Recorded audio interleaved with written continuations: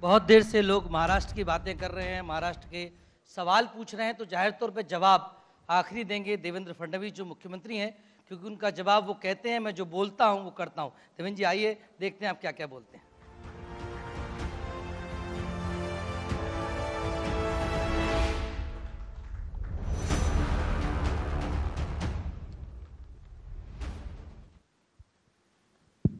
तो देवेंद्र जी हमारे बीच मौजूद हैं तमाम सवालों के साथ और तमाम। देवेंद्र जी, निश्चित तौर पे पहला सवाल तो यही कि आपके नरेंद्र मोदी हों या आप हों, आपने कहा था कि 4 साल काम करूंगा उसके बाद हिसाब दूंगा। अब हिसाब देने का वक्त आ गया है, तो पहले हिसाब दे लीजिए आपकी क्या क्या किया है। देखिए, अगर मैं हिसाब देने बैठा ना क्या क्या किया है, तो आपका कार्यक्रम कल सुबह तक चलाना पड़ेगा जी। तो मैं आज इतना ही कह सकता हूँ कि महाराष्ट्र को जो उसकी ग्लोरी थी, महाराष्ट्र आप जानते हैं एक देश का अग्रणी राज्य था, लेकिन हमने बीच में अग्रणी होने का जो मतलब हमारी परिस्थिति थी उसको खो दिया था। और कभी गुजरात हमसे आगे जाता, कभी कर्नाटक जाता, कभी और कोई हमारे से आगे जाता, ये स्थिति थी। आज मैं दावे के साथ कहता हूँ कि महाराष्ट्र को हमने फिर से अग्रणी राज्य बना दिया है। चाहे आप उद्योग का क्षेत्र लीजिए कि जिस उद्योग के क्षेत्र में अगर आप पिछले साल का एफडीआई देखिए तो देश में जितना एफडीआई आया उसमें से 50% अकेले महाराष्ट्र में आया।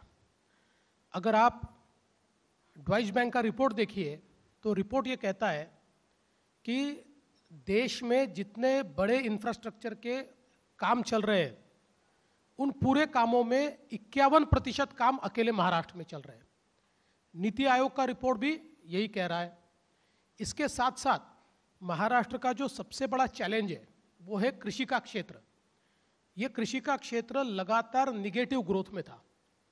हमने कृषि में अपने निवेश को बढ़ाकर करीब जो कृषि में 17,000 करोड़ 18,000 करोड़ का निवेश हम करते थे उसको हम 63,000 करोड़ तक लेकर गए। और उसका परिणाम यह है कि आज आप देखिए पिछले 3 सालों से लगातार सूखा पड़ रहा है, बावजूद उसके हम निगेटिव 11%, निगेटिव 4% ग्रोथ रेट को पार करते हुए पॉजिटिव 12% ग्रोथ रेट तक कृषि में भी पहुंचे हैं। तो मैं ऐसा मानता हूं कि एक ऐसी हमको एक धरोहर मिली थी कि जिसमें पूरे तरीके से हमारी तिजोरियां खाली थी, राज्य पिछड़ रहा था, उद्योग के क्षेत्र में वजूद नहीं रहा था, कृषि में आत्महत्याओं से बहुत ज़्यादा ग्रसित इस प्रकार का राज्य था। और ऐसे समय पिछले 3 सालों में केवल इतना बड़ा परिवर्तन हमने करके दिखाया कि आज देश का सबसे ज़्यादा औद्योगिक राज्य भी महाराष्ट्र है, सबसे ज़्यादा इंफ्रास्ट्रक्चर तैयार करने वाला राज्य भी महाराष्ट्र है। और हम ये प्रयास कर रहे हैं कि कृषि के क्षेत्र में भी इसको अग्रणी बनाए। और मेरा विश्वास है, आज चैलेंजेस है हमारे, मैं ये नहीं कहता कि कृषि के क्षेत्र में हमारा सब ठीक है, बहुत चैलेंजेस है, लेकिन जिस प्रकार से हम लोग निवेश कर रहे हैं ऐसा निवेश अगर अगले 5-6 साल तक होगा तो कृषि का क्षेत्र भी एक शाश्वतता की ओर जाएगा। जहाँ तक मुंबई का सवाल है, मुंबई में तो पिछले 15-20 सालों में जो केवल सरकारें अनाउंस करती थी वो सारे प्रोजेक्ट हम लोगों ने शुरू किए हैं। चाहे फिर मुंबई का मेट्रो का नेटवर्क को आप देख सकते हैं, मुंबई में आप कहीं पर भी चले जाइए मेट्रो का काम होता आपको दिखाई देगा। करीब 250 किलोमीटर का मेट्रो का काम मुंबई, 100 किलोमीटर का हमने नागपुर और पूना में शुरू किया है। मुंबई में ट्रांस हार्बर लिंक 20 साल तक मुंबई से नई मुंबई तक का जो 22 किलोमीटर का सी लिंक है उसके बारे में बोला जाता था कि ये सी लिंक होगी, उसका फोटो दिखता था, हुई नहीं। हमने पिछले 2 सालों में सारे उसके जितने उसके अप्रूवल्स थे वो सारे अप्रूवल्स लाकर टेंडर करके एक्चुअल काम की शुरुआत हमने की। अभी हम लोग कोस्टल रोड के काम की शुरुआत कर रहे हैं, बांद्रा से लेकर वर्सोवा के सी लिंक की काम की शुरुआत कर रहे हैं, न्यू मुंबई के एयरपोर्ट के काम की हमने शुरुआत की है। तो कुल मिलाकर मैंने वापस कहा कि अगर मैं बोलता रहूँगा तो आपके इंटरव्यू का समय उसी में समाप्त हो जाएगा। हमने, मुझे लगता है कि इस राज्य को फिर एक बार गति और प्रगति दोनों दी है। लेकिन सर ऐसा क्यों होता है कि आप मैग्नेट महाराष्ट्र में एक दावा करते हैं 12 लाख करोड़ का, तो तुरंत सवाल आता है कि ये भी एक जुमला है। देखिए, जिन्होंने कभी कुछ किया ही नहीं वो तो ऐसा कहेंगे ही। जिस समय हमने मेक इन इंडिया लिया था 2 साल पहले, 8 लाख करोड़ का निवेश हमने अनाउंस किया था। उस समय भी इन लोगों ने यही कहा था कि ये तो जुमला है, ये तो होने नहीं वाला।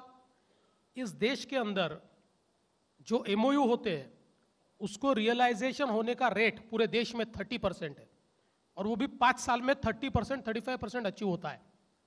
मैग्नेटिक महाराष्ट्र में 8 लाख करोड़ का निवेश हमने अपेक्षित किया, उसमें से 5,06,000 करोड़ का निवेश ये आ गया और 2 साल में, और बचा हुआ भी पाइपलाइन में। इतना सक्सेस रेट करीब 70% का देश के किसी राज्य को नहीं मिला। अब वापिस हम लोगों ने उसी में से हमको ये उत्साह आया कि आज महाराष्ट्र में अगर इतने बड़े पैमाने पर निवेश आने को तैयार है तो फिर हमने इन्वेस्टमेंट समिट ली। और देखिए, ये महाराष्ट्र की अपनी पहली इन्वेस्टमेंट समिट है। इतने सालों में महाराष्ट्र ने प्रयास ही नहीं किया। मेक इन इंडिया भी केंद्र सरकार की थी जो हमने होस्ट की। ये लेने के बाद आज 12 लाख करोड़ की इन्वेस्टमेंट महाराष्ट्र में आ रही है। 4 लाख करोड़ की सरकारी इन्वेस्टमेंट है। ऐसे मिलाकर 16 लाख करोड़ की इन्वेस्टमेंट ये महाराष्ट्र में आ रही है। मुझे लगता है कि ये महाराष्ट्र की ताकत जो है, इस ताकत को पहचानने का काम और उसको लोगों के सामने कॉन्फिडेंस से ले जाने का काम हमने किया है। लेकिन सर, आप लोग तो हर बात कहते हैं कि 2022 में होगी, 2025 में होगी, अभी तुरंत लोग पूछते क्या किया? देखिए, सारी चीज़ें तो अभी हो रही है ना।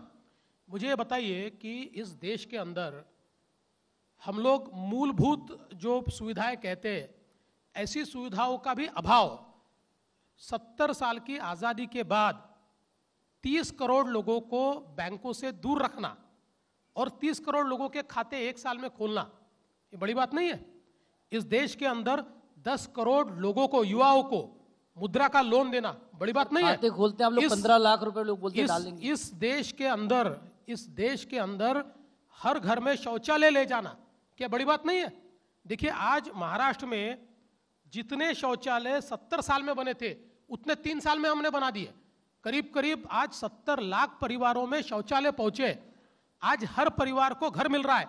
मोदी जी ने तो देश के लिए 2022 तय किया है, हर व्यक्ति को घर। महाराष्ट्र के ग्रामीण भागों में हम 2019 तक, हमारा 2011 का जो टारगेट है एसईसीसी का, वो कंप्लीट कर देंगे और हर आदमी को 2019 तक हम घर दे देंगे। देखिए, पुराने लोगों ने खड्डे भी ऐसे खोद के रखे हैं कि उन गड्ढों को अगर बुझाना है तो 2 साल में थोड़ी बुझेंगे।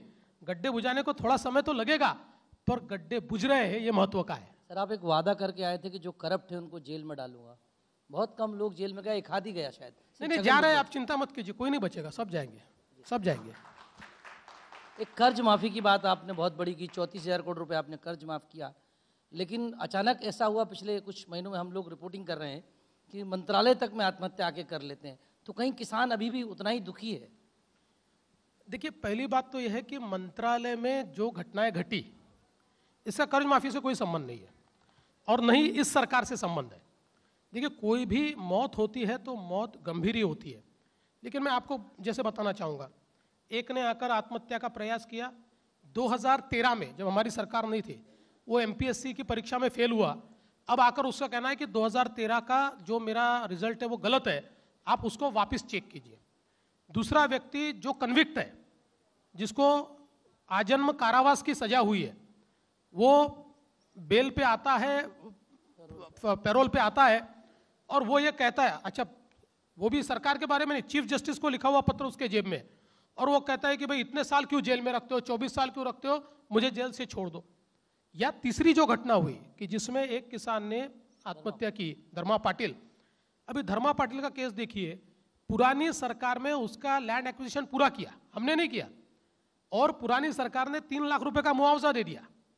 वो मुआवजा उसने ले लिया, उसके बाद उसने कहा कि नहीं भाई, मेरे को कम मुआवजा मिला है। तो हमारी सरकार में तो देखिए, अभी कानून तो कानून होता है, और कानून में एक बार मुआवजा लेने के बाद आपको अगर ज्यादा मुआवजा चाहिए तो आपको कोर्ट में जाना पड़ता है। कानून में ही है, सरकार नहीं कर सकती। सरकार चाहे मन में भी लाए तो भी सरकार नहीं कर सकती। उसके बावजूद सरकार ने लगातार, चूंकि हमारे ध्यान में आया कि लोगों को कम मुआवजा मिला है, और हमने तो, हमारी सरकार आने के बाद हमने तो 5 गुना मुआवजा देना शुरू कर दिया। देखिए, हमारी सरकार में जितनी लैंड एक्विजिशन हमने की, सारी कंसेंट से की, हमने एक्विजिशन का कानून ही नहीं किया। अब हमने उसके भी मामले में बैठकें लेकर जो पुरानी केसेस है, इनमें कैसा ज्यादा मुआवजा दे पाए, इसका भी प्रयास हम लोग कर रहे हैं। तो इसलिए ये जो हुआ है, जहां तक कर्ज माफी का सवाल है, दो चीज़ें मैं बहुत साफ शब्दों में कहना चाहता हूँ। जिस समय मैंने कर्ज माफ़ी की उस समय भी मैंने ये कहा कि कर्ज माफ़ी ये आत्महत्याओं के ऊपर उपाय नहीं है। ये उस समय भी कहा मैंने, क्योंकि 2009 में जब कर्ज माफ़ी यूपीए की सरकार ने की तो सबसे ज़्यादा आत्महत्या महाराष्ट्र में 2010 में हुई है। हम लोग जब तक खेती को सस्टेनेबल नहीं बनाएंगे तब तक हम किसानों को इस फेरे से बाहर नहीं निकाल सकते। लेकिन महाराष्ट्र में हमने जिस प्रकार से कर्ज माफ़ी की, देखिए सबसे पहले तो ऑनलाइन सिस्टम के करने के कारण पहले ही झटके में 11,000 करोड़ रुपए हमारा बचा कि जो फर्जी अकाउंट आते थे, देखिए बैंकों ने लाखों की संख्या में अकाउंट्स कम कर दिए जो पहले भेजे थे, जैसे हमने ऑनलाइन शुरू किया और अभी करीब हमने 51 लाख अकाउंट्स क्लियर करके 23,000 करोड़ के बैंक को भेजे, 12,500 करोड़ रुपए जमा हो गया है। बचे हुए पैसों में जो ओटीएस है उसमें भी लोगों को 10-20 हज़ार रुपये भरना है, 1.5 लाख हम भरने वाले, उसकी प्रोसेस चल रही है। तो कुल मिलाकर अगर आप देखें तो मुझे लगता है कि इतनी ट्रांसपेरेंट कर्ज माफी की प्रोसेस कभी नहीं हुई। इससे पहले यूपीए के काल में जो कर्ज माफी हुई, बताइए विदर्भ को कितना मिला? जहां जिस डिस्ट्रेस फार्मर के लिए कर्ज माफी हुई पूरे विदर्भ में मिलाकर 1400 करोड़ रुपए मिला। हमारी कर्ज माफी में अकेले बुल्ढाना जिला, विदर्भ का एक जिला, 11 जिले, एक जिले को 1100 करोड़ रुपए मिला है। लेकिन सर क्रेडिट आपको कम मिला, लगातार खबरें छपती रही तमाम गड़बड़ियों की, आपके मंत्री नहीं बताते जाके? नहीं, देखिए आप लोगों का हमारे ऊपर ज़्यादा प्रेम है तो आप हमारी स्क्रूटिनी ज़्यादा करते हैं, तो हमको कोई प्रॉब्लम नहीं है, आप करिए ना। देखिए सत्य कभी छुपता नहीं है, सत्य ये बाहर आता ही है। जिस समय मैंने ऑनलाइन सिस्टम के बारे में बोला, हमारे विरोधियों ने कहा कि भाई किसान को कहाँ ऑनलाइन कर सकता है, वो कहाँ कनेक्टिविटी है और बिजली चली जाती है, और सारी मीडिया ने भी हमको जितना जिधर से ठोक सकते ठोक दिया कि भाई ये ऐसी सरकार है, ये कहाँ से। 45 दिन में 1 करोड़ लोगों ने, 1 करोड़ किसानों ने बायोमेट्रिक एप्लीकेशन किया। भाई ये ताकत है डिजिटल इंडिया की, आपको पता ही नहीं है। और इसके लिए ये सारी चीजों के ऊपर जिस जिस चीज पर हमारे ऊपर टिका हुई वो हर चीज को हमने करके दिखाया, और हम इस कर्ज माफी को पूरा करके दिखाएंगे। अभी भी देखिए 20 लाख हमारे पास ऐसे अकाउंट आए कि जिस अकाउंट में नंबर टैली नहीं होता, जिसमें अमाउंट टैली नहीं होता, जिसमें वो किसान है ही नहीं, हमने उसको रिजेक्ट नहीं किया। हमने कहा जब तक आखिरी किसान का कर्जा माफ नहीं होता हम इसको चलाएंगे। उन 20 लाख को फील्ड में भेजा, एक कमेटी तैयार की, एक एक किसान के पास जा रहे, एक एक बैंक में जा रहे। तो मुझे ऐसा लगता है कि जब हमारा ये काम पूरा होगा तब लोग हमको दुआ देंगे, और जब लोग दुआ देंगे तो आप वो भी दिखाएंगे। लेकिन पवार साहब तो परसों कह दिए हैं कि राहुल गांधी बड़े अच्छे दिन ला रहे हैं, आपको लगता है कांग्रेस के अच्छे दिन ला रहे हैं राहुल गांधी? देखिए पवार साहब को राहुल गांधी की तारीफ करनी पड़ती है, इससे बुरे दिन उनके और क्या हो सकते हैं। एक सवाल जनता से दरअसल बहुत सारे लोग सवाल करना चाहते हैं, लेकिन उसके पहले एक सवाल छोटा सा कि आपके सहयोगी के अभी आए थे संजय राउत साहब, फिर धमकी दे गए कि अब सरकार में नहीं रहेंगे, फिर धमकी दे गए कि 2019 नहीं लड़ेंगे। ये क्या रिश्ता है आप लोगों की? रहा भी ना जाए और छोड़ा भी ना जाए, क्या है ये रिश्ता? देखिए संजय राउत क्या कहते हैं मैं पढ़ता भी नहीं हूँ, सुनता भी नहीं हूँ, क्योंकि उनकी पार्टी में उनको थोड़ी अधिकार है। उस पार्टी में तो एक ही व्यक्ति को अधिकार है, उद्धव जी ठाकरे को अधिकार है। मेरी बात तो उनसे होती है, मैं नीचे किसी से बात ही नहीं करता। आप अकेले में मिले थे उद्धव ठाकरे से पिछले हफ्ते? हाँ मैं मिलते रहता हूँ, कई बार मिलता, आपको पता चला मैं पिछली बार मिला। मैं वैसे भी मिलता हूँ जब आपको पता नहीं चलता। कुछ बात हुई, कुछ मुलाकात हुई? बातचीत अच्छी होती है भाई साहब। क्या है देखिए, ये सरकार चल रही है, अच्छे से चल रही है। पहले दिन से लोग कहते थे सरकार चलेगी नहीं, अब 3.5 साल हो रहे, सरकार चल रही है, पूरे 5 साल कंप्लीट करेगी और आगे भी रहेगी, यही सरकार रहेगी, जाएगी। अकेले लड़ेंगे या शिवसेना के साथ? देखिए जहाँ तक मुझे लगता है कि साथ में लड़ेंगे, लेकिन फैसला तो उनको करना है, हमारी तरफ से ना नहीं है। हम तो तैयार है, ऐसे भी तैयार और वैसे भी तैयार है, हम तो तैयार ही बैठे हैं। आशीष हमारे सवाल चाहेंगे जनता से, क्योंकि चौपाल है तो जनता भी चाहती है कि सवाल आपसे सीधे पूछे। देवेंद्र जी आप फिल्मों के शौकीन हैं और हमारे साथ पिक्चर पांडे मशहूर आरजे, एक सवाल। मैं देख रहा हूँ जब से आप आए हैं बिल्कुल पूरे जोश में हैं, एक बार जोरदार ताली होनी चाहिए। देवेंद्र फडणवीस साहब पूरे जोश में हैं, आई एम वेरी हैप्पी। लेकिन पॉलिटिक्स की बहुत सारी बातें होंगी, थोड़ी से लाइट कर दें मूड। अमृता जी बहुत अच्छा गाना गाती हैं, तो आपको कौन सा गाना उनका बहुत ज़्यादा पसंद है? 2 गाने। नहीं, खुद भी अच्छा गाते हैं, वो धीरे से आ रहा नहीं भाई साहब, मैं देखो एक मेरे साथ बड़ा धोखा हो गया है। क्या हो गया? कि लोगों को ये लगता है कि मैं भी गाना गाता हूँ। मैं गाना नहीं गाता, मेरी बीवी बहुत अच्छा गाना गाती है और मैं अगर ज़रूरत पड़े तो कोरस में गा सकता हूँ, लेकिन खुद होकर गाना नहीं गाता। वैसे अमृता सारे गाने अच्छे गाती है और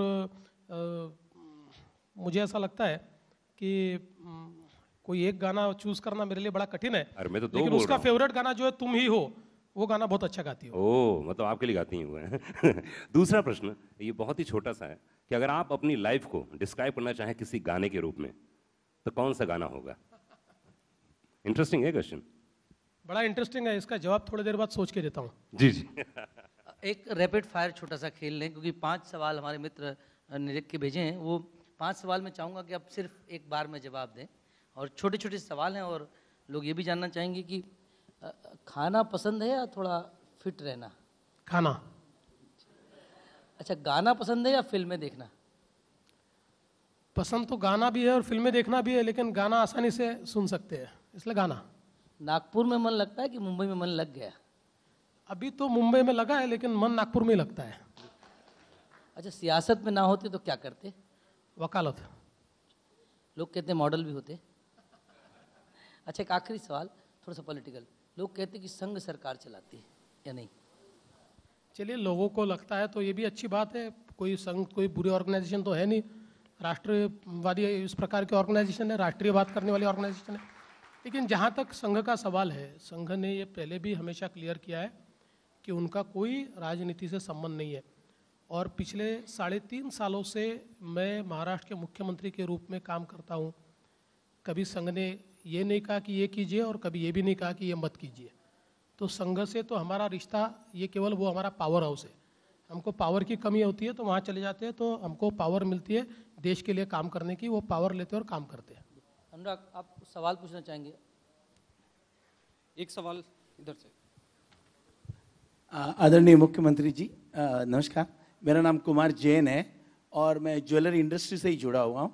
आपने जो भी अभी विगत दी कि कर्ज माफ़ी की जो विगतें दी है कृषि के लिए, वो बिल्कुल सही भी है, पेपरों में पढ़ते भी हैं और बहुत खुशी की बात है कि कहीं ना कहीं जाके 3.5 सालों में एक बहुत अच्छा काम हो रहा। लेकिन सवाल अब ज्वेलरी इंडस्ट्री का है कि आज जो बड़ा इशू चल रहा है पेपर में, आप पूरे हिंदुस्तान में चल रहा है, नीरव मोदी और मेहुल चौकसी का, तो इसकी वजह से वो इशू चल रहा है 11,400 करोड़ रुपए का। चलो वो बैंक को देखना है या सेंट्रल गवर्नमेंट देख रही है या income tax department, ED department, सब अलग अलग डिपार्टमेंट देख रहे हैं। लेकिन अब सवाल है कि उसकी वजह से हमारी इंडस्ट्री में, शायद आपको मालूम है कि नहीं है, मेरे को मालूम नहीं है, लेकिन हमारे जो छोटे छोटे यूनिट है जिनसे हमको बैंक की लोनें मिलती थी, उस लोनों पे एकदम सडनली रेस्ट्रिक्शन आया हुआ है।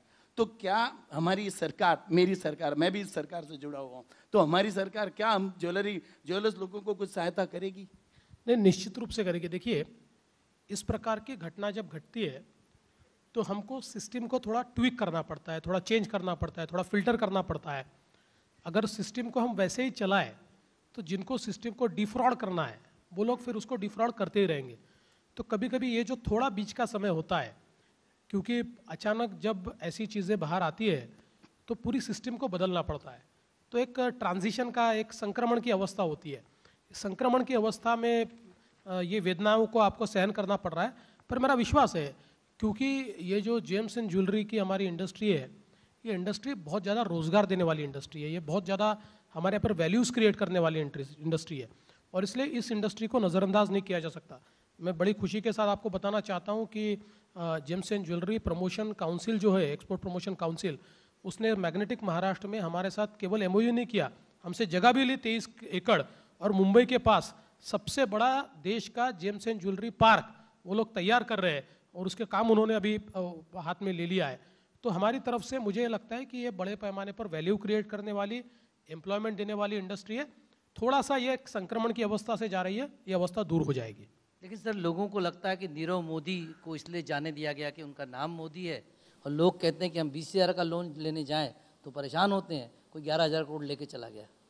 देखिए, आज ही मैं पता कर रहा था कि नीरव मोदी को सबसे ज़्यादा फ़ायदा कहाँ हुआ और मेहुल चौकसी को सबसे ज़्यादा फ़ायदा कहाँ हुआ, और उसमें आज ही पता चला है कि भैया, जब ये सरकार जा रही थी पुरानी, तो जाने से 5 दिन पहले इस सरकार ने ऐसी चीज़ों को साइन किया कि जिससे हज़ारों करोड़ का फ़ायदा इनको हुआ और उसी फ़ायदे से इन्होंने बैंक को डिफ्रॉड किया।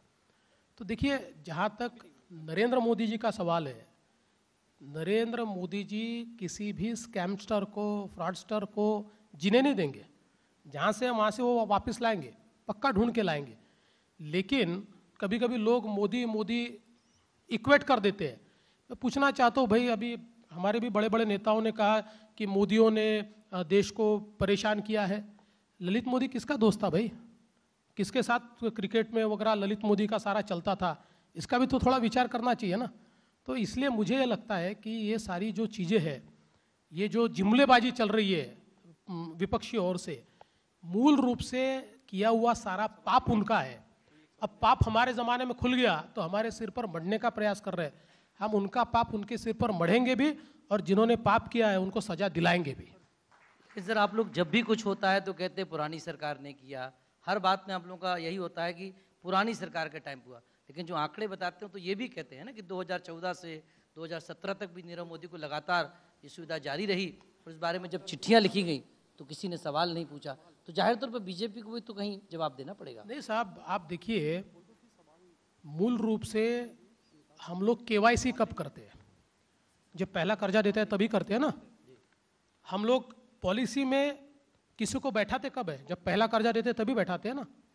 आपको ऐसा तो नहीं है, आपको एक बार सुविधा शुरू हो गई तो रोज तो आपको कोई पेपर मांगने नहीं आता। तो जो सुविधा उनको नहीं मिलनी चाहिए थी वो सुविधा आपने शुरू कर दी। अब जाकर हमारी सरकार में ध्यान में आया कि गलत सुविधा चल रही है तो हमने बंद करने का काम किया उसको। देखिए, अब पुरानी सरकार ने पाप किए तो उनके पाप हमारे ऊपर कैसे आएंगे? हम तो रोज कहेंगे ही भाई पाप किया, पाप किया, पाप किया, हम थोड़ी बोलेंगे। और इसलिए ये उन्होंने किया हुआ है, इससे वो भाग नहीं सकते। ये उनकी ही देन है, ये उनकी ही उपज है, और हम उनकी ये जो उपज है, उनका जो पाप है, इस पापी को हम निश्चित रूप से सजा दिलवाएंगे। कुछ महाराष्ट्र की बातें, महाराष्ट्र में भीमा कोरेगांव की घटना हुई, देश भर में उसका संदेश गया, महाराष्ट्र बंद हुआ। लोगों को लगता है कि उतनी कार्रवाई नहीं हुई जितनी होनी चाहिए। देखिए, पहली बात तो यह है कि भीमा कोरेगांव की घटना में सबसे बड़ी बात क्या है? तो जहाँ पर 15,000 लोग आते हैं, छोटी सी जगह है, बहुत छोटी सी, वहाँ पर एक समय 1000 लोग भी खड़े होना बहुत कठिन है। 3.5 लाख लोग आए, और इन 3.5 लाख लोगों को जब वहाँ पर सारा टेंशन हुआ, रात को 11 बजे तक 1 मिनट भी दर्शन बंद नहीं होने दिया हमने, और पूरे 3.5 लाख लोगों को उनके घर तक हमने पहुँचाया। न किसी को कोई गंभीर घायल हुआ, न कोई मरा। मतलब किसी के ऊपर ये भाई दंगा हो गया और लोग हम गंभीर घायल हो गए, कोई मर गया, ऐसा कुछ भी नहीं हुआ। हमने पुलिस के माध्यम से उसको काबू में रखा। वहाँ पर हमने बसेस लगाई, बसेस के माध्यम से लोगों को पहुँचाया। जो हुआ उसका तो निषेध है ही, वो गलत ही है जो हुआ वो। लेकिन वो होने के बाद जिस प्रकार से कुछ बड़े बड़े देश के नेताओं ने ऐसे स्टेटमेंट दिए जिससे दंगे भड़के, वो बड़ा दुर्दैवी है। देखिए, राजनीति कौन सी चीज़ पर होनी चाहिए? राजनीति ये आप मुद्दों पर कीजिए, लेकिन आप दंगे भड़का कर राजनीति करना चाहते हैं। लेकिन मैं महाराष्ट्र की जनता का अभिनंदन करना चाहता हूँ साहब। मुद्दे लाख बुरा चाहे तो क्या होता है? वही होता है जो मंजूर खुदा होता है। बुरा चाहने वालों ने इतना बुरा चाहने का प्रयास किया कि महाराष्ट्र में दंगे भड़के। एक भी दंगा महाराष्ट्र में हमने होने नहीं दिया, क्योंकि महाराष्ट्र के लोगों को ये पता था कि सरकार वहाँ पर प्रोएक्टिव थी। सरकार की कोई जात नहीं होती साहब, सरकार का कोई धर्म नहीं होता। हमारा तो राजधर्म है, हम तो उसी में काम करते हैं। और इसलिए मुझे ये लगता है कि जिस प्रकार से 3-3.25 लाख लोगों को हमने वहाँ से बाहर निकाला है, शायद ऐसी घटना इससे पहले कहीं पर भी देश में नहीं हो पाई है। सर, एक चुनावी दौर आने वाला है, क्योंकि 2019 की तैयारी होगी। लोग जानना चाहते हैं कि आप कैसे चुनाव जीतेंगे। पिछली बार तो कहते हैं कि मोदी लहर पे सवार होकर आप भी पार हो गए। तो मोदी लहर तो आज भी है ना, गई कहाँ है? वो तो बढ़ रही है साहब। आप देख लेना, 2019 की लोकसभा हो चाहे 2019 की विधानसभा हो, हम लोग पहले से ज़्यादा वोट लेकर आगे जाएंगे। ये देखिए, आप लोग जो है ना, ये मतलब मैं आपको दोष नहीं देता हूँ, सारे जो सुपरफिशियल देखने वाले लोग हैं ना, उनको पता ही नहीं है गरीब आदमी के मन में क्या है, इस देश के वंचित के मन में क्या है।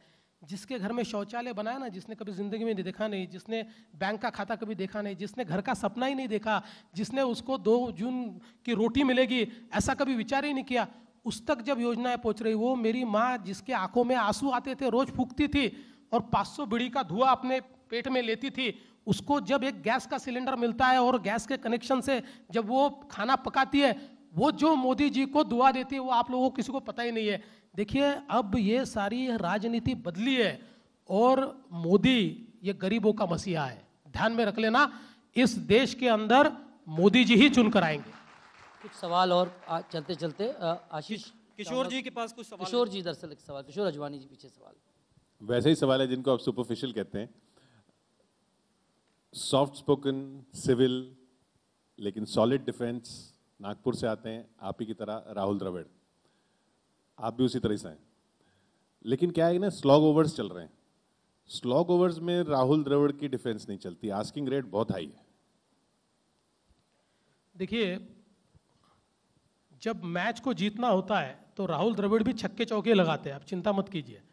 और जहाँ तक मेरा सवाल है, भैया हम नागपुर वालों का कमाल ही आपको पता नहीं है, हम दिखते कुछ और हम है कुछ, नहीं तो यहाँ टिकते नहीं हम। कुछ और पब्लिक से सवाल। अमिताभ सिन्हा जो हमारे पॉलिटिकल एडिटर। देवेंद्र जी, अमिताभ देवेंद्र जी, जब पर्रिकर साहब वापस गोवा लौटे थे तो दिल्ली लुटियंस दिल्ली में चर्चाएं बहुत होती हैं, आप जानते हो इस बात को। वहाँ चर्चा हुई कि देवेंद्र जी आ रहे हैं रक्षा मंत्री बनकर, बहुत चर्चा हुई दिल्ली में, आप आए नहीं। क्या दिल के किसी कोने में, मन में दिल्ली चलो का नारा है कभी भविष्य में? देखिए मैं तो ये कहता हूँ कि मैं मुंबई भी पहुँचूंगा मुझे पता नहीं था। मैं तो बहुत छोटा सा कार्यकर्ता था, जिस समय कॉरपोरेटर बना तो लगा नहीं मेयर बनूंगा, मेयर बना तो लगा नहीं एमएलए बनूंगा, एमएलए बना तो ये लगा नहीं कि मंत्री मुख्यमंत्री बनूंगा। तो इसलिए मुझे लगता है कि जो पार्टी आपको काम देती है वो काम करने वालों में से एक हूँ। पार्टी अगर कहेगी कि भैया दिल्ली आ जाओ तो दिल्ली आ जाएंगे, पार्टी कहेगी नागपुर चले जाओ तो नागपुर चले जाएंगे, पार्टी कहेगी घर बैठो तो घर बैठेंगे। पर मैं आपको इतना ही कहता हूँ कि जो काम मिलेगा उस काम को पूरी ईमानदारी के साथ मैं करूँगा। लगातार निश्चित तौर पे आप लगातार काम करते रहते, लेकिन एक सवाल और लोग कहते हैं कि जो आपका मंत्रिमंडल है में उसमें देवेंद्र है, उसके बाद एक के बाद 10 से नंबर से गिनती शुरू होती है। ऐसा क्योंकि आपका ऑरा इतना बड़ा है कि बाकी सब छोटे नजर आते हैं? नहीं साहब, ऐसा नहीं है। मेरे मंत्रिमंडल में एक बहुत अच्छी टीम है। और देखिए कोई भी राज्य जब आगे बढ़ता है ना तो एक व्यक्ति के भरोसे नहीं बढ़ता, लेकिन कैप्टन जो होता है उसको ज़्यादा प्रसिद्धि मिलती है। जैसे अगर आप इंटरव्यू के लिए बुलाओगे तो आप तो स्टेट का विचार करोगे तो मुझे बुलाओगे, आपको मेरे मंत्रियों को तो बुलाओगे नहीं, तो लोगों के सामने तो जाएगा कि भाई काम मैं कर रहा हूँ। तो मुझे ऐसा लगता है कि मेरे मंत्री भी अच्छा काम कर रहे हैं और एक टीम के रूप में हम लोग काम कर रहे हैं। और इसी प्रकार से जो एक टीम स्पिरिट है वो हम में बिल्कुल अच्छे तरीके से मौजूद है। लेकिन इस टीम स्पिरिट के बाद लोग कहते हैं कि चुनाव में रिजल्ट आपको मिलेगा, लोग कहते हैं कि शिवसेना और आप अलग अलग लड़े तो नुकसान होगा। देखिए राजनीति जो होती है ना, इसमें एक और एक 11 भी होता है, एक और एक 2 भी होता है और एक और एक 0 भी होता है। जिस समय हम लोग और शिवसेना अलग हुए पिछले समय, तो हमारी पार्टी 117 सीट लड़ाने वाली पार्टी थी। हमने तो विधानसभा में 117 से ज़्यादा सीटें ही लड़ाई नहीं थी। अचानक हम, क्योंकि हमारा और शिवसेना का जिस समय विभाजन हुआ साहब, उस समय ये था कि हम शिवसेना को कह रहे थे कि आप 147 सीटें लड़िए, हम 127 सीटें लड़ेंगे और 19 सीटें अपने दोस्तों को देंगे। किंतु उनका आग्रह था कि नहीं, हम तो 151 के नीचे जाएंगे ही नहीं और हम इतनी सीटें लड़ेंगे। तो इस बात पर फिर हम आखिर हमारी बनी नहीं, हम लोग अलग हुए। तो उस समय भी लोगों को लगता था कि भाई 117 सीट लड़ने वाली ये पार्टी ये 288 कैंडिडेट लाएगी कहाँ से और लड़ेगी कैसे। लेकिन हमारी तैयारी थी, क्योंकि हम ग्रास रूट पर काम करने वाली हमारी ऑर्गेनाइजेशन है। आज भी हम लोग जैसे सरकार का काम करते हैं वैसे हमारी पार्टी भी बड़े तेजी से काम करती है। हर बूथ में हमारे कार्यकर्ता है, हर बूथ के कार्यकर्ता का ट्रेनिंग हमारा होता है। तो हमारे पास एक बड़ा नेटवर्क है। और उस समय हम लोग 122-23 सीटें जीते, आज भी हम लोग उससे ज़्यादा ही सीटें जीतेंगे। मुझे तो ये लगता है हम पूर्ण बहुमत में आएंगे। हाँ, ये बात और है कि सेना और अगर हम लोग साथ में लड़ेंगे तो शायद हम कांग्रेस एनसीपी का सुपड़ा साफ कर देंगे। एक सवाल और आप लोग के बारे में उठता है कि वैसे तो बाकी लोग सब करप्ट होते हैं, लेकिन आपकी गंगा में नहा के सब बिल्कुल साफ हो जाते हैं। नारायण राणे साहब भी आपके साथ आ गए, उसमें आप मंत्री बनाने का वादा कर चुके हैं। तो वो जितने आरोप थे वो सब खत्म हो गए। देखिए, नारायण राणे जी कांग्रेस से बाहर आए, उन्होंने एक अपनी पार्टी बनाई, वो पार्टी हमारे साथ एनडीए में आई है। और ये सही है कि नारायण राणे जी हमारे साथ आए तो हम उनको मंत्री बनाएंगे, जब समय होगा उस समय बराबर हम लोग उनको बनाएंगे, या जो स्थान देना है वो देंगे। किसी के ऊपर अगर कोई आरोप है तो उसकी इंडिपेंडेंट इंक्वायरी चलेगी, उसमें हम लोगों का कोई दखलंदाजी भी नहीं है। पर अभी मुझे जो जानकारी है, मेरी जानकारी शायद थोड़ी कम हो, अभी उनके ऊपर कोई भी इंक्वायरी नहीं चल रही है। एक पवार साहब आजकल बहुत आक्रामक हो गए हैं आप पे, और उनकी बेटी खास तौर पे बहुत ज़्यादा सीधे तौर पे आप पे आरोप लगाती हैं। कई बार आपको लगता है कि शरद पवार साहब जो कहीं ना कहीं शुरुआत में आपको समर्थन देने आ गए थे बिना पूछे, अचानक नाराज हो गए, क्या वजह है? नहीं, देखिए, मैं ये कहता हूँ कि एक डेस्परेट बैटल जिसको कहते हैं, एक डेस्परेट लड़ाई एनसीपी लड़ने का प्रयास कर रही है। एनसीपी एक ऐसी पार्टी है जिसकी क्रेडिबिलिटी महाराष्ट्र में समाप्त हो चुकी है। आप कोई भी चुनाव देखिए, उसमें चौथे नंबर पर एनसीपी चली गई है। यानी एनसीपी और शिवसेना में चौथे नंबर के लिए आप देखिए सारे चुनाव में थोड़ा सा कंपटीशन आपको दिखाई पड़ता है। तो ये जो डिस्परेशन एनसीपी का है, ये आउट ऑफ दिस डिस्परेशन आज इस प्रकार की बातें चल रही है। देखिए, पवार साहब एक बड़े नेता है, बड़ा अनुभव उनका है, बहुत सालों तक उन्होंने देश में और प्रदेश में राजनीति की है, और इसलिए उनका सम्मान भी है। लेकिन सम्मान अपनी जगह होता है और वोट अपनी जगह होता है। मुझे लगता नहीं कि उनके पार्टी के पास इतनी क्रेडिबिलिटी बची है कि उनकी पार्टी को कोई वोट देगा। एक और नेता है सब, राज ठाकरे साहब अक्सर धमकी देते हैं, अब फिर धमकी दे दी उन्होंने कि बीच में एक फिल्म को लेकर उन्होंने धमकी दे दी, अब धमकी दी कि पाकिस्तानी कलाकारों को आने नहीं देंगे। आपको नहीं लगता कि धमकी देते रहते हैं हमेशा? नहीं, देखिए, हर आदमी को अपना वजूद तो तलाशना ही पड़ेगा। राजनीति में जिंदा रहना पड़ता है, और राजनीति एक ऐसी जगह है कि जहाँ पर जैसे अगर चित भी आप हो जाए तब भी ये कहना पड़ता है कि मेरी टांग तो ऊपर है, मैं कैसे चित हो गया। ये राजनीति है भाई। तो अब उनकी पार्टी चुनाव काफ़ी हारी है, उनको अपना अस्तित्व तो दिखाना पड़ेगा, वो दिखा रहे हैं। बहुत अच्छे वक्ता है, बहुत अच्छे कार्टूनिस्ट है, बहुत बढ़िया कार्टून बनाते हैं। और अभी उनके ध्यान में आया कि राजनीति में अभी थोड़ा यश कम मिल रहा है, तो आजकल कार्टून ज़्यादा बना रहे हैं। लेकिन कुल मिलाकर उनका एक अपना अस्तित्व है, दिखाने की कोशिश कर रहे हैं, अच्छा है। एक सवाल और, आप आरक्षण का बहुत मामला चला था, मराठा आरक्षण पे तमाम लोग सड़कों पे रहे, आपने एक वादा किया था, एक कमेटी बनाई थी कि दे देंगे, अब सरकार को बहुत कम वक्त बचा एक तरीके से, इतनी जल्दी दे देंगे? देखिए, मराठा आरक्षण के बारे में इस सरकार ने कानून तैयार किया। ये पहली सरकार है जिसने मराठाओं को कानून बनाकर आरक्षण दिया, किंतु उस कानून को हाई कोर्ट ने स्टे कर दिया। अभी वो केस चल रही है। अभी हाई कोर्ट ने हमको जिस प्रकार से आदेशित किया, उस माध्यम से हाई कोर्ट ने कहा कि आप एक बैकवर्ड क्लास कमीशन तैयार कीजिए और उस कमीशन की रिपोर्ट को हमारे सामने लाइए कि जिस रिपोर्ट ने आपके इस कानून को जस्टिफाई करना चाहिए। तो हाई कोर्ट के आदेशानुसार हमने उस कमीशन को गठित किया। एक्चुअली अगर पिछली सरकार इसको गठित कर देती तो शायद ये परिस्थिति अलग होती। अब हमने उसको गठित कर दिया है, उनका सारा सर्वे चल रहा है और उनका रिपोर्ट लेकर हमको हाई कोर्ट में जाना है, जो हम जाएंगे। एक अंतिम पड़ाव पर है, हम जाएंगे कि दोबारा कुछ पब्लिक से यदि कोई सवाल हो तो हम। आशीष जी, संदीप पे वक्त की कमी है, इसलिए एक दो सवाल एक साथ ले लेते हैं, एक साथ जवाब ले लेंगे। देवेंद्र जी, मैं डॉक्टर आलोक मिश्रा। आपने हर बार कहा था कि विदर्भ बनेगा, विदर्भ बनेगा, हर भाषणों में आप कहा करते थे। क्या विदर्भ राज्य बनेगा 2019 के पहले? ये मेरा प्रश्न है। देखिए, भारतीय जनता पार्टी का छोटे राज्यों को पूरा समर्थन है और हमेशा रहा है। विदर्भ सहित सारे राज्यों को भारतीय जनता पार्टी ने समर्थन दिया है। लेकिन किसी राज्य को गठित करना ये राज्य सरकार की कक्षा में नहीं आता, ये केंद्र सरकार की कक्षा में आता है। और इसके ऊपर आपको टाइमलाइन, सही जवाब देने की जो कक्षा है वो केंद्र सरकार के पास है। केंद्र सरकार इसके ऊपर उचित निर्णय लेगी। जी, एक Sumit. Devendra sir, thank you so much. दिल पे हाथ रख के ईमानदारी से जवाब दीजिएगा। कार्यक्रम के आखिरी हिस्से में हम लोग पहुंच गए हैं। आपको लगता है कि डावोस में वो जो फोटो खींची जहाँ पे नरेंद्र मोदी जी के पीछे नीरव मोदी खड़े हुए हैं, वो आपके लिए इन चुनावों में बहुत बड़ा परेशानी का सबब बनने वाली है? क्योंकि आप भी मुख्यमंत्री हैं, आप भी डेलीगेशंस पे जाते हैं, आप भी फोटो खिंचवाते हैं। क्या ये चेक नहीं होना चाहिए था कि कहाँ खड़े हो रहे हैं प्राइम मिनिस्टर और कौन पीछे खड़ा है? देखिए, मुख्यमंत्री हूँ इसीलिए मुझे पता है क्या होता है। जिस समय सीआईआई जैसी संस्थाएं, जो देश की बड़ी अग्रणी संस्थाएं हैं, ये संस्थाएं जिस समय डेलीगेशन लेकर आती है, उस समय ये चेक नहीं किया जाता कि इनके डेलीगेशन का हर व्यक्ति कौन है। वो केवल नाम भेज देते हैं कि हमारे डेलीगेशन में इतने लोग आएंगे, और उसका कोई चेकिंग नहीं होता है।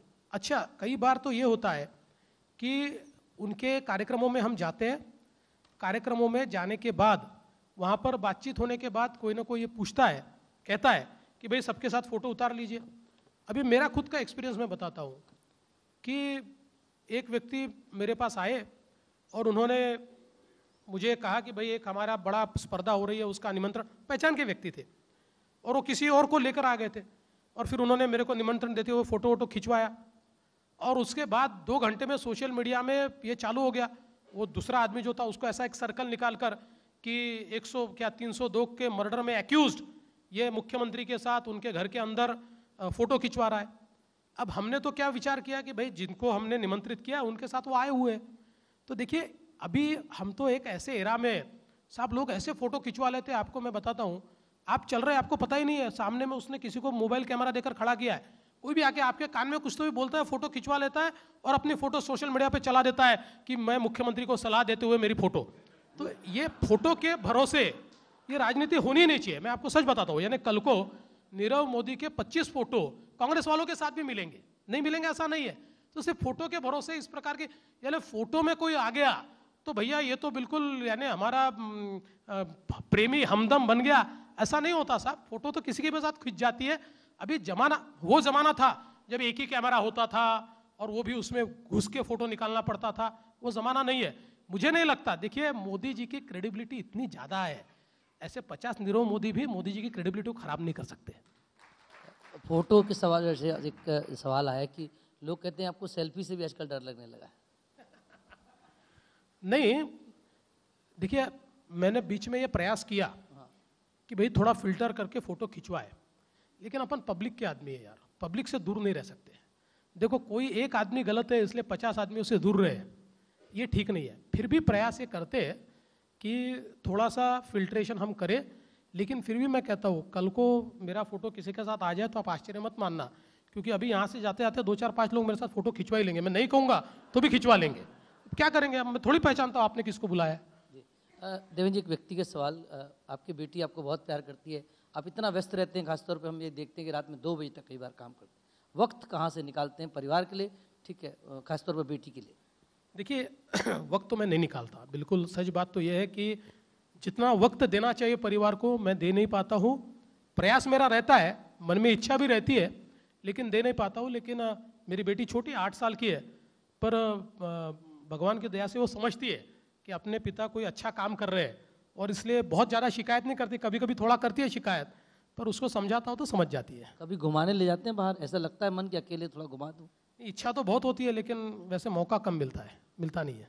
एक सवाल, मुंबई के लोग अक्सर कहते हैं कि बुलेट ट्रेन की तमाम बातें होती हैं, बुलेट ट्रेन की इतनी बातें हुई बजट में, लेकिन लोग कहते हैं कि महज चंद 100 करोड़ रुपए रखे गए और आप लोग लाखों करोड़ की बात करते हैं। कब बुलेट ट्रेन आएगी? देखिए, बुलेट ट्रेन का जो पैसा है वो बजट में रखने की आवश्यकता नहीं। बजट में कौन सा पैसा आएगा, उसमें जो कंट्रीब्यूशन देना वही आएगा। बुलेट ट्रेन की एक एसपीवी बनेगी जिसमें गुजरात सरकार, महाराष्ट्र सरकार और केंद्र सरकार, ये 3 मिलाकर ये एसपीवी होगी जो तैयार हो चुकी है। हम लोग थोड़ा थोड़ा कंट्रीब्यूशन देंगे। बचा हुआ सारा पैसा जापान की सरकार हमको दे रही है, 50 साल का लोन दे रही है, आधे % से भी कम उसका इंटरेस्ट है, और पहले 20 साल एक भी पैसा हमको वापस नहीं करना है। इसलिए हमारे बजट में से पैसा नहीं जाने वाला, ये सारा का सारा पैसा जापान गवर्नमेंट दे रही है, इसलिए हमारे बजट में दिखाने की आवश्यकता नहीं है। लेकिन कब तक लोग कह रहे हैं कि दिखेगी बुलेट ट्रेन, या सिर्फ 2025 के बाद हम लोग सुनेंगे? नहीं साहब, 22-23 में दिखेगी पक्का, 100%, आप चिंता मत कीजिए। एक सवाल खासतौर पर मैं रोज़ झेलता हूँ, क्योंकि दफ्तर आना पड़ता है और दिल्ली ऑफिस से बड़ा प्रेशर होता है। मैं कांदिवली से आता हूँ और लोअर परेल पहुँचने में 2 घंटे लग जाते हैं। मुंबई के लोगों को निजात कब मिलेगी? जो ट्रैफिक से, ज़बरदस्त ट्रैफिक मुंबई में है, तमाम परेशानियां हैं लोगों को। 2019 से निजात मिलना शुरू होगी और 22 तक पूरी मिल जाएगी, क्योंकि हमने जितना काम अभी शुरू किया है। मैं आपको उदाहरण के तौर पर कहता हूँ कि मुंबई की लाइफलाइन तो आपको पता है अपनी सबअर्बन रेलवे है। ये हमारी सबअर्बन रेलवे 70 लाख लोगों को रोज उनका ट्रांसपोर्टेशन करती है।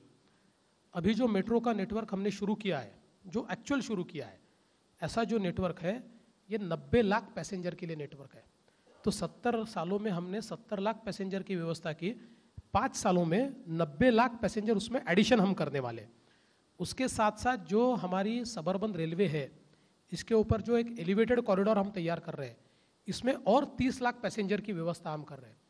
इसके साथ साथ जो हमारी ट्रांस हार्बर लिंक है, 22 किलोमीटर का पुल, हमारी कोस्टल रोड है, हमारा बांद्रा से वर्सोवा सी लिंक है, ये पूरा वेस्टर्न एक्सप्रेसवे को और ईस्टर्न साइड को ईज करने वाला है। इसके साथ साथ एक और चीज़ है कि हम लोग अप्रैल से रोरो सर्विस शुरू कर रहे हैं। तो ईस्टर्न साइड पर आपको जो पूना वूना जाने के लिए घूम के जाना पड़ता था, उसकी ज़रूरत नहीं है। आप अपनी गाड़ी लेकर सीधा जहाज के अंदर आपकी गाड़ी चली जाएगी और समंदर में से उस पार हम आप जहाज चला जाएगा, या कोई पब्लिक बस है वो बस जहाज के अंदर चली जाएगी और जहाज उस एक साथ 80-90 बसों को लेकर वो जहाज उस दूसरे किनारे चला जाएगा जहाँ जाने के लिए आपको 100 किलोमीटर घूमकर जाना पड़ता था। तो ये सारी चीज़ों से ट्रैफिक ईज होगा। अब इसमें एक और चीज़ हम करने वाले हैं, हम लोग एक यहाँ का ट्रांसपोर्टेशन का इंटीग्रेशन कर रहे हैं, क्योंकि मुंबई में मेट्रो है, मुंबई में मोनो है, मुंबई में सबअर्बन रेलवे है, मुंबई में बेस्ट की बस है, और अब वाटर ट्रांसपोर्ट हम तैयार कर रहे हैं। लेकिन यहाँ हर जगह अगर अलग अलग टिकट खरीदनी पड़ेगी तो लोग उससे परेशान हो जाएंगे। एक प्लेटफॉर्म हम ऐसा तैयार करें कि जो एक ऐप के रूप में आपके सामने आएगा, जो आपको ट्रैवल प्लान देगा। मुझे बांद्रा से नई मुंबई जाना है, मुझे बांद्रा से कहीं वाकोला जाना है, मुझे बांद्रा से ईस्टर्न साइड जाना है, मुझे वेस्टर्न साइड जाना है, कहीं पर भी मुझे जाना है, तो आप उस ऐप पर जाने के बाद वो आपको कंप्लीट ट्रैवल प्लान देगा कि आप जहाँ खड़े हैं वहाँ से कितने दूरी पर ट्रांसपोर्ट सिस्टम है। अगर बस होगी तो बस, या मेट्रो होगी तो मेट्रो, मेट्रो में बैठ के आप ये स्टेशन पे जाइए, उतरिए, राइट साइड के डोर से आप बाहर निकलने के बाद 100 मीटर पर आपको बस मिलेगी, वो आपको गंतव्य तक ले जाएगी, या मोनो मिलेगी। और ये सारी चीज़ें हम एक सिंगल टिकट पे ला रहे हैं। आपने एक टिकट खरीदा, एक कार्ड हमारा मोबिलिटी कार्ड ले लिया, केवल मुंबई नहीं पूरे MMR के क्षेत्र में, मेट्रोपॉलिटन मुंबई हो, थाने हो, मुंबई, पूरा मेट्रोपॉलिटन का जितना क्षेत्र है, उस क्षेत्र का कोई भी ट्रांसपोर्ट आप उसे कार्ड के भरोसे आप वो ट्रांसपोर्टेशन सिस्टम को ऑगमेंट कर पाएंगे, उसको आप इस्तेमाल कर पाएंगे। तो एक और हम एंड टू एंड सोल्यूशन देंगे और दूसरा फास्ट सोल्यूशन देंगे, क्योंकि मेट्रो का सबसे बड़ा फायदा ये होता है, सबअर्बन रेलवे का जो स्टेशन होता है वो 2.5-3 किलोमीटर में होता है, तो वहाँ से उतरने के बाद एक और ट्रांसपोर्टेशन सिस्टम यूज़ करनी पड़ती है। मेट्रो का फायदा ये होता है कि इतनी फास्ट होती है और 800 मीटर पर, 1 किलोमीटर पर उसके स्टेशन होते हैं, तो आपको दूसरी सिस्टम वापस यूज़ नहीं करनी पड़ती।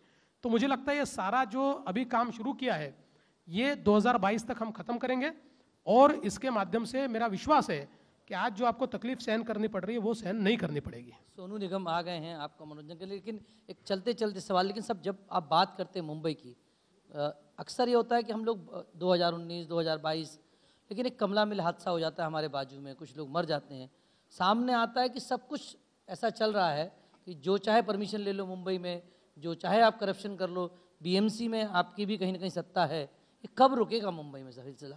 नहीं, वैसे BMC में हमारी कोई सरकार नहीं है, क्योंकि हम वहाँ पर हमने उस समय घोषित किया था कि ना हम सरकार में बैठेंगे न फिर विपक्ष में बैठेंगे। वहाँ शिवसेना जो अच्छा काम करती है उसको मदद करेंगे, गलत काम करेंगे तो उसको रोकेंगे।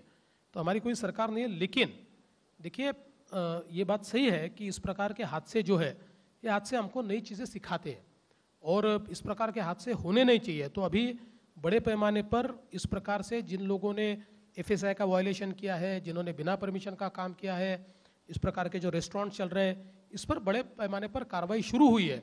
और मुझे लगता है कि ये बात आपकी सही है कि किसी के मरने से पहले अगर कार्रवाई हो जाती तो शायद हम जान बचा पाते, लेकिन कम से कम इसमें से हम सीख रहे हैं और आगे ऐसा हादसा न हो इसकी व्यवस्था हम लोग कर रहे हैं। सर, एक आग चौपाल में चूंकि सोनू निगम आ गए हैं, मैं चाहता हूँ सोनू निगम यदि कोई मुख्यमंत्री साहब के लिए या तो गाना गाएं या सवाल पूछें, कुछ तो करना होगा। गाना गाए तो कितना अच्छा होगा। ये देखिए, डिमांड मुख्यमंत्री साहब की है।